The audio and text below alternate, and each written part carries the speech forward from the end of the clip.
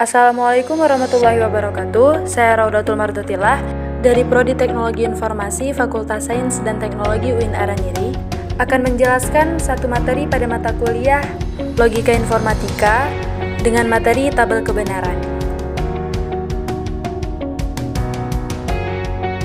Apa itu tabel kebenaran? Tabel kebenaran adalah tabel untuk membuktikan kebenaran sebuah kalimat proposisi majemuk atau kalimat proposisi atomik. Tabel kebenaran juga merupakan cara praktis untuk menentukan nilai kebenaran dari proposisi majemuk maupun atomik.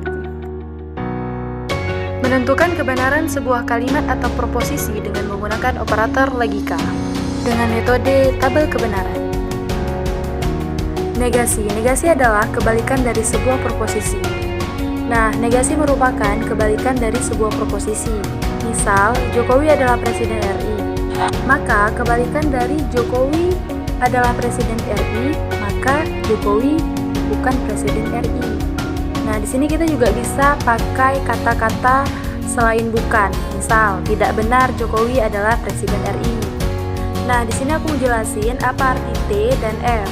T adalah true, sedangkan F adalah false. Pada tabel, proposisi bernilai true, maka negasi dari true atau negasi dari premis P adalah false. Nah, kalau misalnya premis P bernilai false, maka negasi dari premis P adalah true.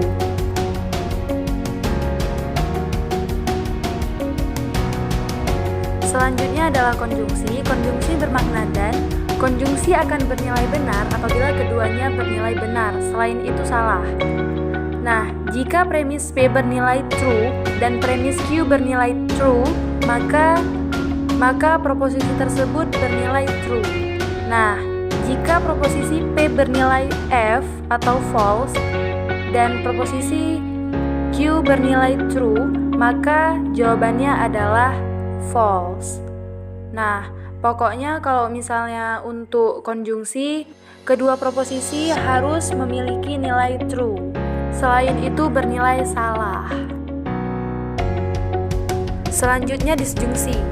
Disjungsi bermakna atau. Disjungsi bernilai salah apabila keduanya bernilai salah, selain itu benar. Jadi, jika salah satu dari premis P dan Q bernilai true, maka proposisi tersebut bernilai true. Selain itu salah.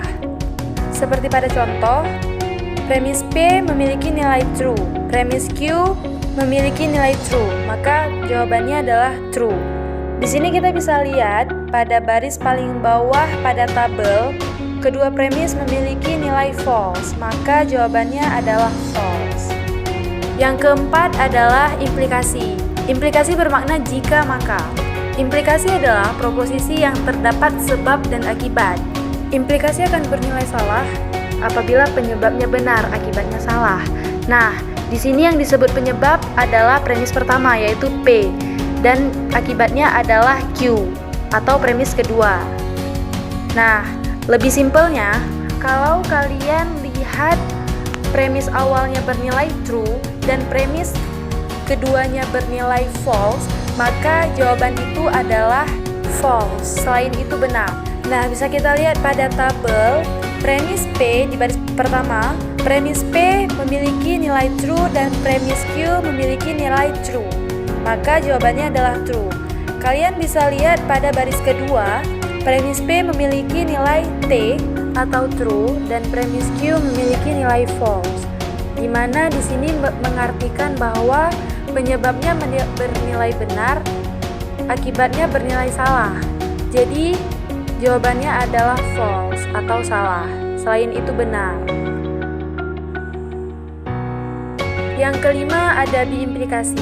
Biimplikasi bermakna jika dan hanya jika.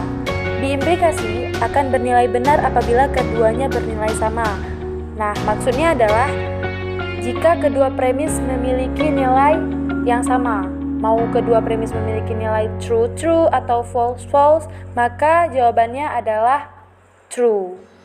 Yang penting nilainya sama, selain itu salah.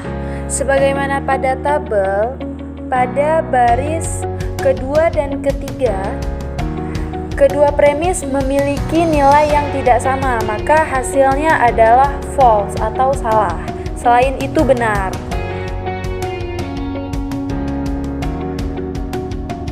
Baik, kita masuk ke contoh soal.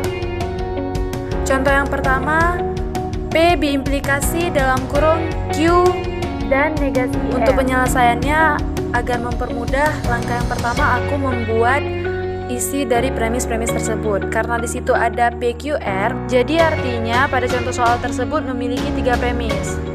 Nah, untuk mengetahui berapa banyak baris yang akan kita buat, kita harus menggunakan rumus 2 pangkat N, di mana arti N tersebut adalah banyaknya premis. Karena pada contoh soal yang pertama ini premisnya ada 3, jadi 2 pangkat 3. 2 pangkat 3 sama dengan 8. Jadi, baris pada tabel tersebut banyaknya adalah 8. Untuk di tabel atau di kolom PQR, di situ kita bebas membuat apa aja. Oke, di sini kita nentuin dulu yang pertama yang paling mudah, yaitu negasi R. Oke, sekarang kita lihat kolom R. Di sini berarti kita buat kebalikan karena yang diminta adalah negasi dari R. Kalau negasi kan ini gampang. Kalau misalnya di kolom yang pertama nilainya bernilai true, maka jawaban dari negasi R adalah false. Kalau yang pertamanya adalah false, maka jawabannya adalah true. Nah, itu cuman kebalikan. Selanjutnya kita cari nilai dari premis Q dan negasi R. Jadi kita fokus ke kolom Q dengan kolom negasi R. Tadi ketentuannya kalau dan atau konjungsi bernilai benar apabila keduanya bernilai benar. Nah, jadi sekarang kita lihat nih di kolom Q sama di kolom negasi R-nya. Kalau misalnya dua-duanya bernilai true, maka kita bisa isi di kolom Q dan negasi R itu jawabannya true. Selain itu salah.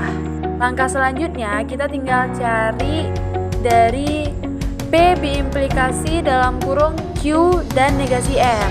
Kali ini kita fokus ke kolom P dan kolom Q dan negasi R. Nah, kita fokus ke dua kolom itu ya guys. Syarat dari biimplikasi tadi apa? Syarat dari biimplikasi apabila keduanya bernilai sama, maka premis tersebut dikatakan benar. Jadi kalau misalnya kalian nemuin nih di kolom P dan kolom Q dan negasi R, misalnya nilainya nggak sama tuh, kalian langsung buat aja gitu false, false, false. Biar lebih cepat, kita cari dulu nih nilai yang sama-sama, langsung kita buat nilainya true atau proposisinya benar gitu. Oke, untuk contoh soal yang pertama kita udah tuntas. Kita masuk ke contoh soal yang kedua. Dalam kurung, negasi P implikasi negasi Q diimplikasi R dan Q. Berarti kita buat dulu nih banyaknya baris pada tabel. Rumusnya kayak tadi, 2 pangkat N. Banyak premis kan 3, jadi 2 pangkat 3. Jadi masih sama kayak tadi. Baris pada tabel ada 8 baris. Yang pertama, kalau kita udah buat PQR-nya, nilai dari PQR, karena di contoh soal diminta negasi P, negasi Q, jadi kita buat dulu nih negasi P dan negasi Q. Untuk buat negasi kan mudah, pertama kita buat itu dulu.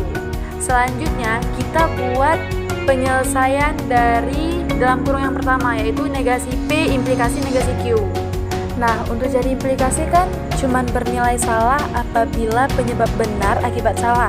Jadi kita lihat dulu nih di kolom negasi P dan negasi Q yang penyebabnya T dan akibatnya F, atau pada kolom negasi P yang ada nilai true dan di kolom negasi Q-nya ada nilai F atau false, maka kita kasih dulu nih nilainya itu F atau false. Nah, selain itu kita tinggal buat true, true, true. Selanjutnya kita buat yang dalam kurung yang kedua pada contoh soal, yaitu R dan Q.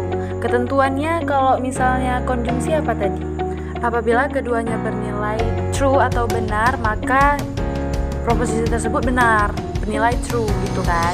Nah, jadi kita lihat dulu nih, yang keduanya memiliki nilai true. Fokus ke kolom R sama kolom Q. Nah, kalau di dua kolom tersebut kalian udah lihat true, maka kita langsung buat tuh di hasil dari R dan Q true. Cari dulu itu biar cepat gitu. Itu untuk mempercepat kita atau mempersingkat waktu.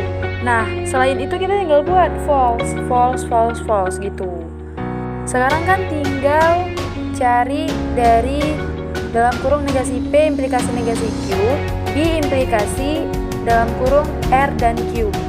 Berarti kita fokus di kolom negasi P implikasi negasi Q dan kolom R dan Q. Ketentuan dari B implikasi apabila keduanya bernilai sama, maka proposisi tersebut bernilai benar. Biar cepat, kita cari dulu nih yang dua-duanya memiliki nilai yang sama. Misalnya di kolom yang pertama tuh hasilnya true, di kolom yang kedua juga hasilnya true. Nah, jadi kita langsung buat tuh hasilnya true. Kalau misalnya dua-duanya sama-sama F atau false, kita juga langsung buat hasilnya itu true. Nah, selain itu false. Nah, untuk contoh soal yang kedua kita selesai. Oke, mungkin cuma ini yang bisa saya sampaikan. Lebih dan kurang saya mohon maaf.